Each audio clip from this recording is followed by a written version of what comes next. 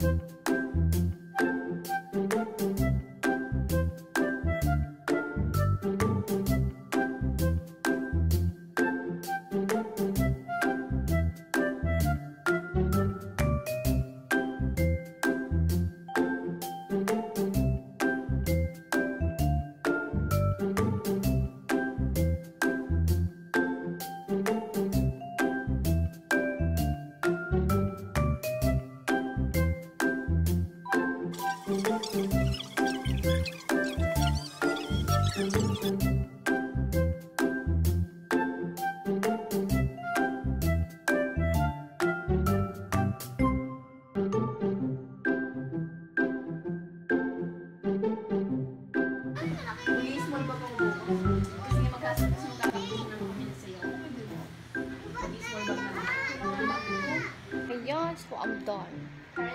Grabe, sobrang init. And putok na putok yung pimple ko today. So good luck to me later. Sana maging maayos yung demo ko. Bye-bye! Update ko na lang kayo pag nasa school na ako.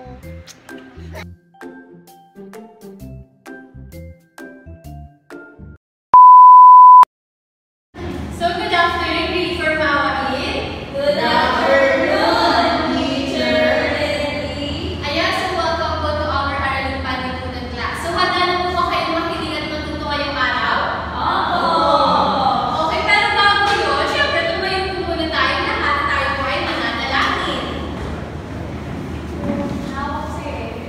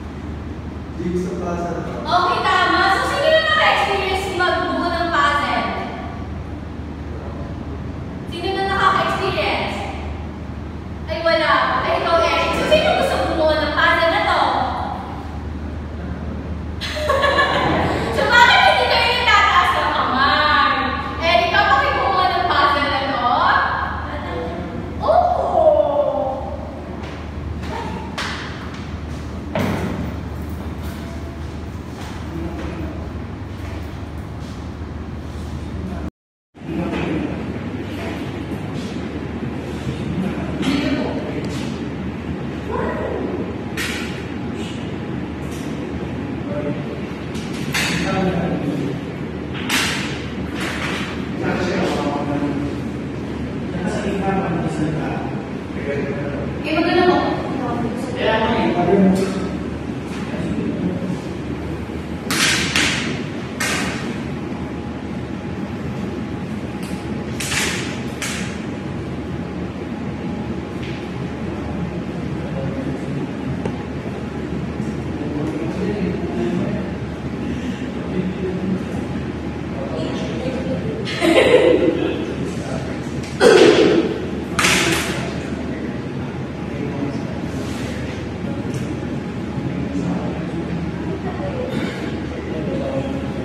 Ayan, very good. Teacher Erica, you know, take your seats. Okay, so ano po kaya ng good Erica? Picture. Yes, Erica. Okay, very good. Philippine flag. So ano po kapasin niyo sa inyong mga ginawa? Saan po kaya yung tumutukoy? Meron tayong pambansang awit, meron tayong Philippine flag. Saan po kaya yung tumutukoy?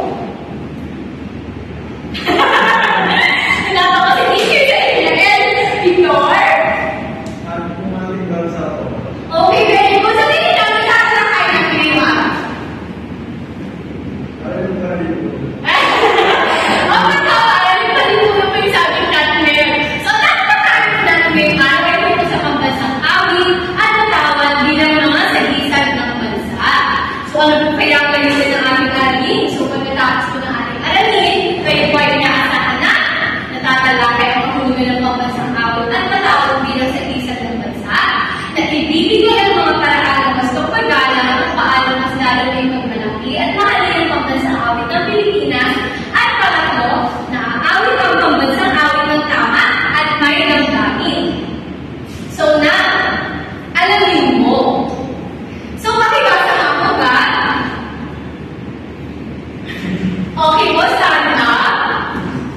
Isang atas lahat ng pag-uwi ko para ang pagsali ng bawat pag-aaral sa pagkakaas ng pagkawag ng flag ceremony tuwing araw ng Lunes. Sumasali ka ba dito? Ano ang nararamdaman mo tuwing inaawit mo ang lupang Pilipinas? Ayan, so sino sumasali sa mga ganitong aktibidad?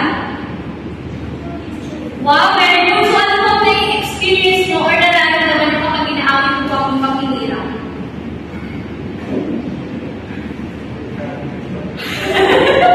Teacher, ano? Please stand up at Erica. Teacher, pakiramdam ko po parang sobrang respect ko yung Philippines, yung flag, tapos feel ko po yung kanta. Okay, maraming salamat. Ano pa ba gusto sumagot? Okay, wala. Okay. So, ang ating pambansang awit. Yung paghinirang ang pamagat ng pambansang awit ng Pilipinas. Isinalaysay ng awit ang pakikipaglaban ng mga Pilipino para sa kalayaan. Ipinahayag din ito ang pagmamahal sa bayan ng handa at ipagtanggol ito sa anumang pagkakataon. Ayan, tandaan po, yung paghinirang po ang pamagat ng pambansang awit, okay? At hindi po bayang magdiliw. So, sino dito sa grade 4 mga awit ang nagsasabi na bayang magdiliw ang pamagat ng ating pambansang awit? Eh, tama ba yun? Okay, hindi po. Now, pakinggan natin ang bawat liriko na nasa ating pambansang awit. Pakinggan niyo, ha?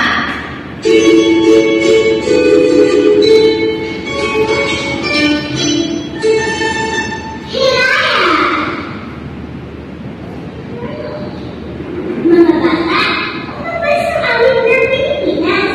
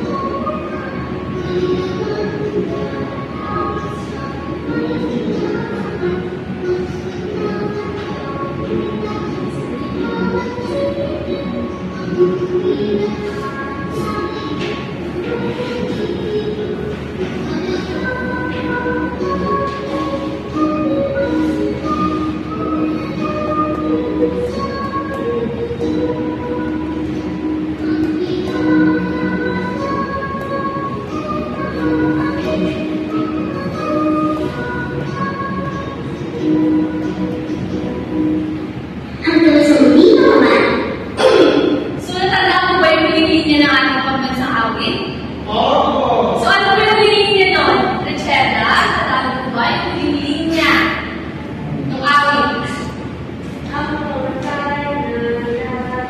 Opo, tama. Pero mag-start po tayo sa ang ligaya at magbay ng awit, ang mamatay ng dahil sa'yo. Okay, doon sa linyang yun, ano kaya ang kahulugan ng linyang yun? Anyone? Ano po kaya ang kahulugan ng linyang yun? Raise up, okay? Ready? Ang teacher, isasabagin niya yung buhay niya para sa bansang Pilipinas. Okay, tama. So remember, mayaman, ang mga bayaran ng buwis ng buhay para makaplan natin yung kalayaan ng ating bansa. So now, kilala niyo po ba siya? Yes po. Ayan. So si Julian Felipe po ang gumawa ng pambansang